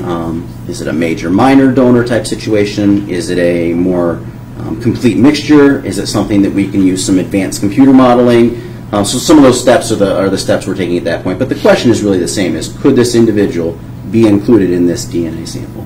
And along those lines, does statistics play a role in your evaluation, and how so? Yeah, so every time we as scientists make an inclusionary type statement, we are required to provide a statistical estimate. And that's basically a way for you to understand how rare or how common that DNA profile or that inclusion is. If it's exceedingly rare, that might give more confidence as compared to something where it's a lower type of a statistic, and it increases possibilities. There are three primary ways that we do now. The first is the simplest, and that's if we have a single source profile that matches to a known sample, we'll present it as a random match type statistic. That's just the idea of how rare is that profile. How common would it be if I went out and selected somebody from the general population at random and they also have that DNA profile. The next is the CPI type calculations that we do, and that's if we have a mixture and there's not really a very clear major or minor donor. We can talk about what other numbers, what other combinations of people from the general population could also be included in a mixture. And so that takes in all of the information that's present there and does a comparison and produces a statistic. And then the final one is one that's newer to forensics. It's actually represented in a likelihood ratio, and likelihood ratios have been around for a long time. They've been very highly used in Europe.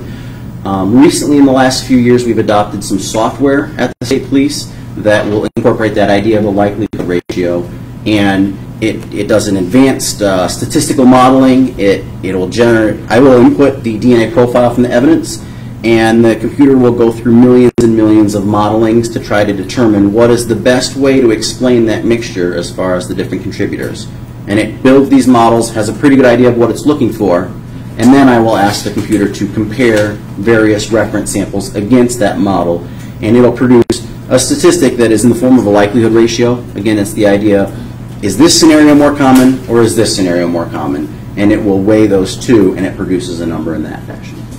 Now, can you talk a little bit about the effect on environmental conditions on DNA and other factors that I guess provides challenges, if you will, in this science as it relates to finding and getting your hands on potential DNA? Yeah. So when we look at DNA, I'd love to see a very nice, full, complete profile. There are a number of challenges that we practically come across where the data that we are viewing is less than a complete profile. Issues such as degradation are things that we can see present. And kind of I explain some of this in a twofold process. It's the idea of quantity and quality. Those two factors will help determine how likely I am to get a full and complete DNA profile. The initial idea of quantity would be that idea of how much DNA is actually left behind to begin with. When the stain or the DNA is deposited, on an item such as a blood stain, it's generally a wealth of DNA. There's a lot of DNA present. So the quantity issue on a blood stain is not really, it's not as much of an issue because there's a lot of DNA left behind. Seminal fluid stains, saliva stains, same idea. Where we get challenges is if we have like a contact style DNA. So if I touch the countertop just briefly, I'm leaving some skin cells behind, but as you can imagine, it's not a lot of skin cells. As compared to, say, if you have a pencil you are holding all day long, or if you swab the keyboard at my desk. I have a lot more contact with that. Chances are I'm leaving a larger quantity behind to begin with. So quantity is the first thing. The second is the idea of the quality of the DNA. Is it a DNA sample that has been protected? Is it, evidence is received into our laboratory and we keep it in a dark, secure room with the same temperature? We're avoiding things like sunlight, where the UV rays can destroy DNA. We're avoiding things like temperature swings. Really hot temperatures can destroy DNA. Humidity can work to destroy DNA. So what we see is over time, DNA samples can degrade because of some of these environmental factors. Now, if we're talking about a blood stain that's deposited on a piece of clothing, we all have worked cold cases at the lab. Some of those blood stains are stable for years and years and years.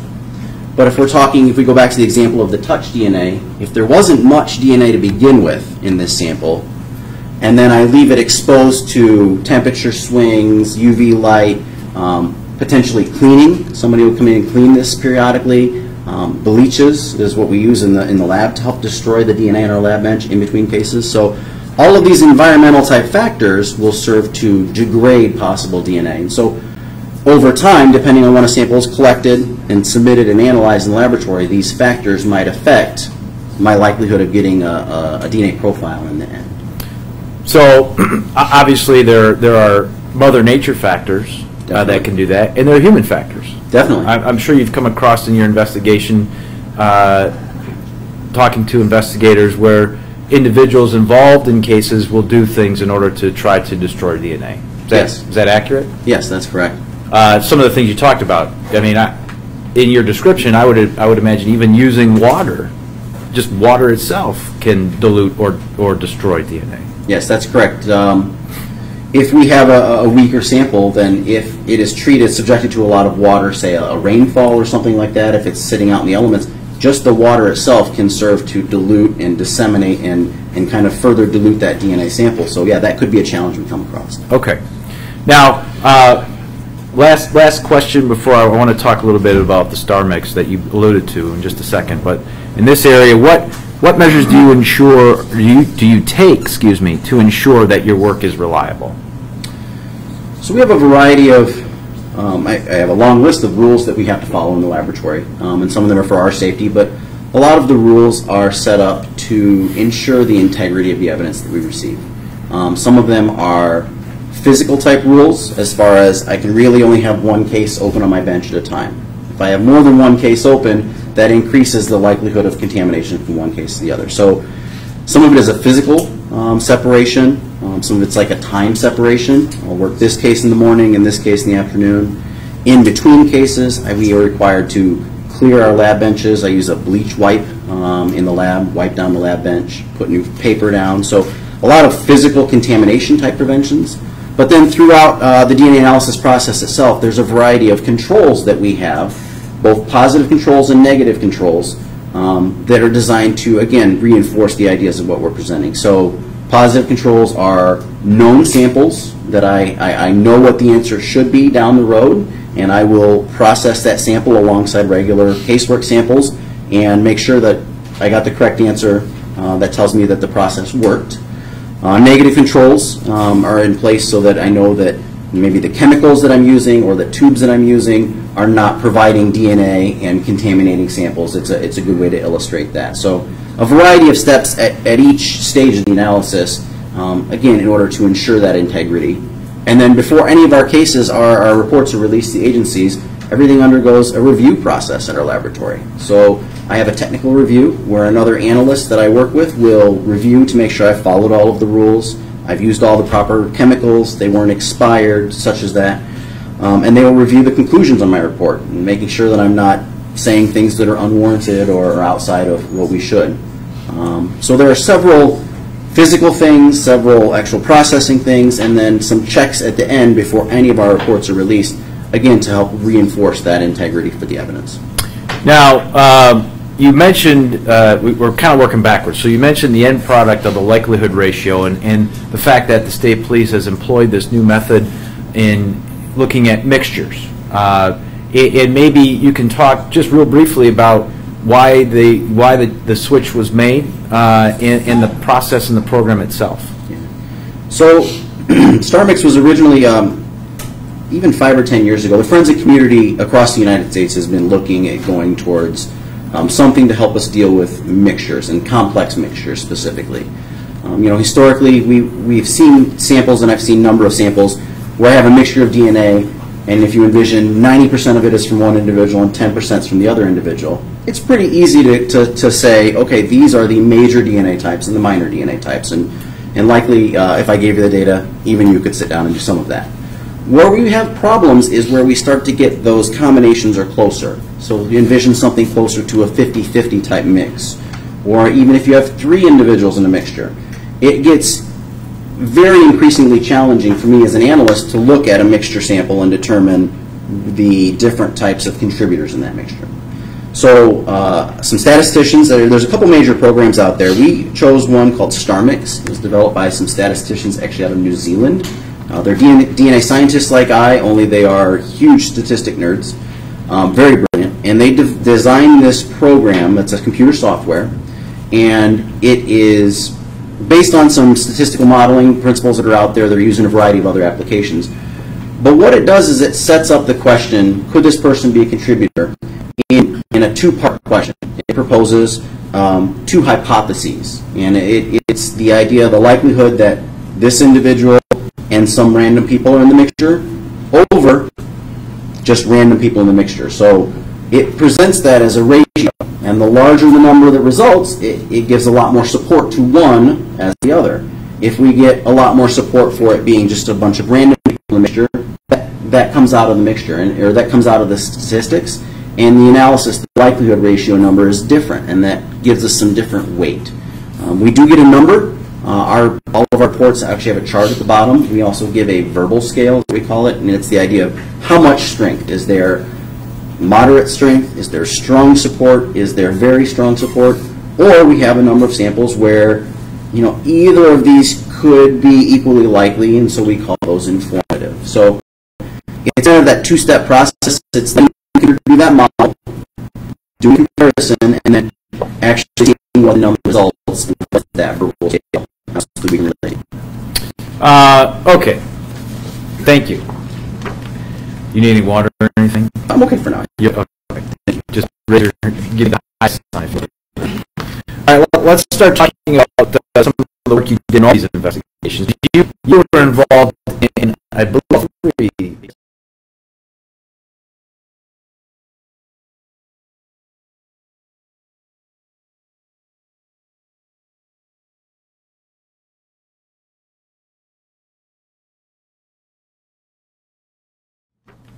You need any water or anything? I'm okay for now. You okay? Okay. Thank you. Just give me the high sign if you need something to drink. All right, well, let's start talking about some of the work you did in all these investigations, because you were involved in, I believe, all 3, the Jessica Herringa investigation, the Madison Nygaard investigation, and the Rebecca Bletch investigation. That's correct. Okay. Let's talk about that. I'm going to reference, for your reference, this is lab number GR132559, record 2.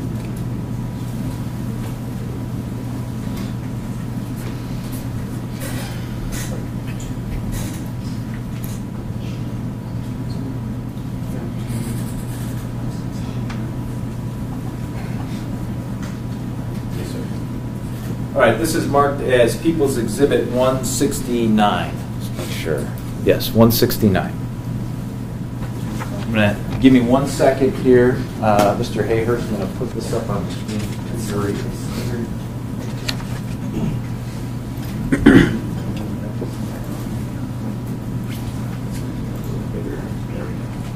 Okay. First and foremost, does this indicate where, or I guess the date you received this? Yes, it does. Material? When was that? So the report in the upper right-hand corner indicates that the evidence was actually received in the laboratory. Actually, the DNA cutting that was received on April 29th of 2013. Okay. And you completed that work on when? So the date that the date completed is listed below there. That's actually the date that this report is generated when I built the report and put it into review. There's a little bit of a lag as it goes through the review process, but in general, it was right about the date of May 7th of 2013. And in particular, the evidence that you received, and well, let's talk about what your report is telling us. So what evidence did you receive, and what did you do with it? Yeah. So specifically, this is a report that comes out of our laboratory that's I can tell by the structure that is a DNA report. Initially, the evidence would have been received in the laboratory and screened. Different samples were selected to be forwarded for DNA analysis. And so that's what I actually see here. The first item that's listed, it's under GR 13-2559-1AD. I received a swab. It was identified as being a swab of a Carl Walther /ULM battery cover. I actually received the swab. I put it through the DNA analysis, and then the next line down is the actual extracted DNA. That would be the liquid DNA that I used to generate my DNA profile. So that's why you see the evidence associated like it is, and each of the items is listed like that. The next is it was identified as being a swab of 2 small batteries. I also received a swab of a blood stain. And then I received some reference type samples for the various comparisons that would be done. So I received reference samples from Shelley Herringa, from Vern Jenkins, from an Officer Joel Hoeksma, and then I actually received a reference sample. It was an alternate reference sample from Jessica Herringa. At the time, we needed a reference sample to do comparisons, and as I recall, there was a toothbrush that was indicated that this was Jessica's toothbrush. It was the only person who uses this toothbrush is Jessica. Any DNA profile from that toothbrush could be assumed to be from Jessica. So that was submitted as an alternate reference type sample for comparisons. And you bring up a good point.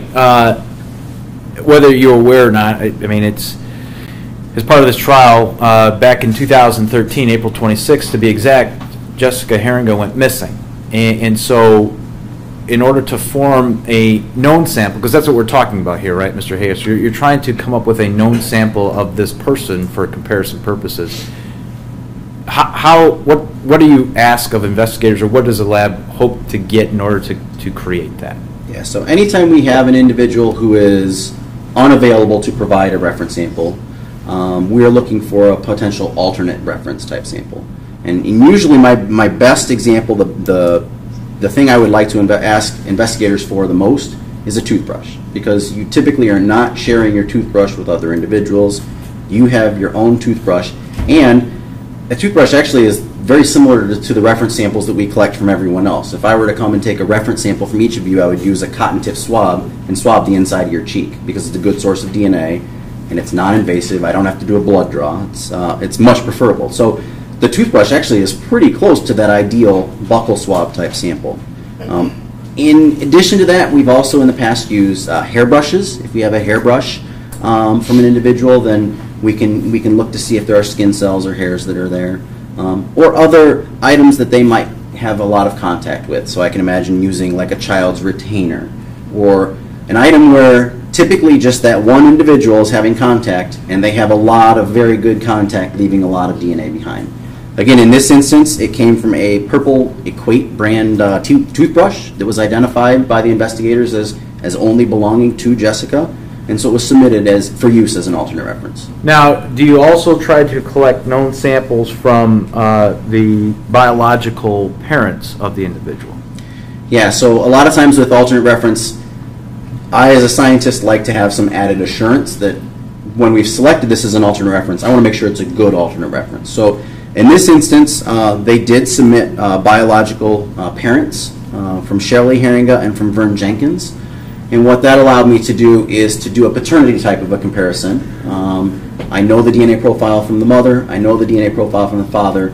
Does this unknown sample have shared common alleles that would be consistent by inheritance? And so it helps to offer that added level of support that, yes, we've chosen this alternate reference wisely if that paternity trio works out.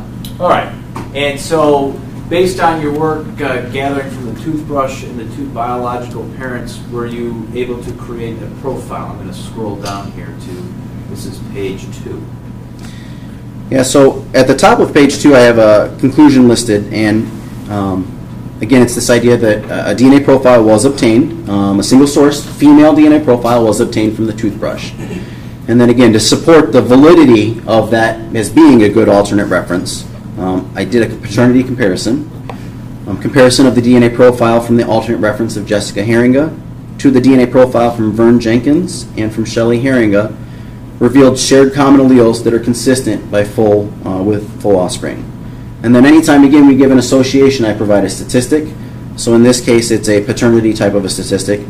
It's 7.247 million times more likely that Vern Jenkins is the father than a randomly selected individual in Caucasian population.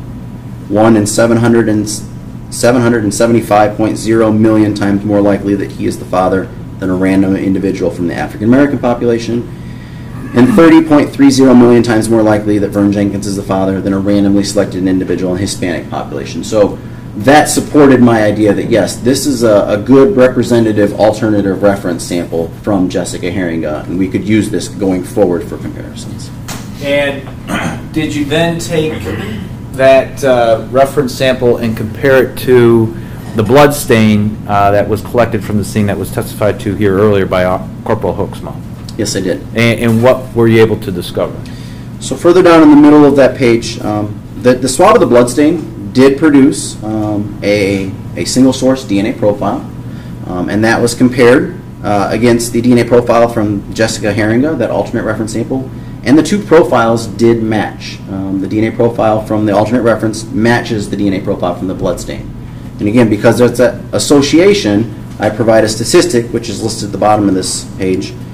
And again, this is that random match statistic. So it's the idea of going and selecting another individual from the population at random who also matches that DNA profile, and it would be expected to happen in 145.5 quadrillion in a Caucasian population, 1 in 8.410 in sextillion in an African American population, and 1 in 1.291 quintillion in a Hispanic population. So it would seem that that profile is exceedingly rare. And I was going to kind of, I know we kind of did this the last time you testified, but in comparison to the world's population, which is, where are we at with that? So the world population is generally accepted to be somewhere in the neighborhood of 7 to 8 billion individuals. And I've often, in explaining this, used, I think, your reference to the number of zeros that follow, because I lose track after a while. So billion is how many zeros versus quadrillion? So I also frequently lose track of how many zeros we're at, and instead I usually typically build it up in my mind. We go from millions to billions. That's 1,000 extra, right? From billions to trillions, trillions to quadrillions, to quintillions, to sextillions, to septillions. So that's some of the neighborhood we're talking in here. Each time we're adding in a factor of 1,000, so it adds 3 extra zeros. So based on your findings in your statistical analysis, now, you may have already said this, I apologize, you're pretty confident and comfortable with the idea that the blood stain outside of that gas station matches a profile of Jessica Herringa. Yeah. Barring an identical twin that I don't know exists, I would not expect to find this DNA profile in any other individuals in the world right now. Okay. Now, you also tried to do some analysis, so I'm going to work backwards. So the one up from that was the 2 small batteries. Were you successful at all in obtaining any information off of those? Yeah, so the 2 small batteries underwent the same DNA analysis process, and I actually got no results off of that. There was not enough DNA to give a good DNA profile, so I had nothing to compare against any of the references. No DNA typing results were obtained. So again, going with your analysis of quantity versus quality, the quantity of the blood stain obviously gave you the results that you got versus whatever quantity of DNA might have been on those watch batteries. That's correct. Okay. Now, going up one more from that, you also did some work on the battery cover, the Carl Walther battery cover. Yes. What were you able to find here? So initially, and this again is in May of 2016 or 2013, excuse me, underwent the same DNA analysis process. I actually could visually see in the data that it was a mixture, but it was a very low-level mixture. There was DNA types that were present, but they were in a level that was low enough that it was really insufficient for me to do any kind of a comparison. And so the conclusion is that inconclusive results were obtained from the swab of the Carl Walther battery cover due to insufficient and or degraded DNA. And I think both of those are accurate. There wasn't a lot of DNA that was present, and the DNA that was there had some of the hallmarks of being a degraded type of a sample. So again, we're talking probably both issues with quantity, probably wasn't a whole lot of DNA to begin with, but also quality. Like, I don't know what type of environmental conditions that DNA was in, but both of those could have been factors affecting the results at this stage. Now, and obviously back in 2013, this was well before the StarMix program was made available, or even maybe it was being developed at the time. But you at the lab did not have that capability back in 2013. That is correct. Okay. Anything about this report that I've handed you an exhibit that's different than the original you submitted? No, it appears to be a complete and correct copy, has my signature on the last page. Your Honor, I move for the admission of People's Exhibit 169.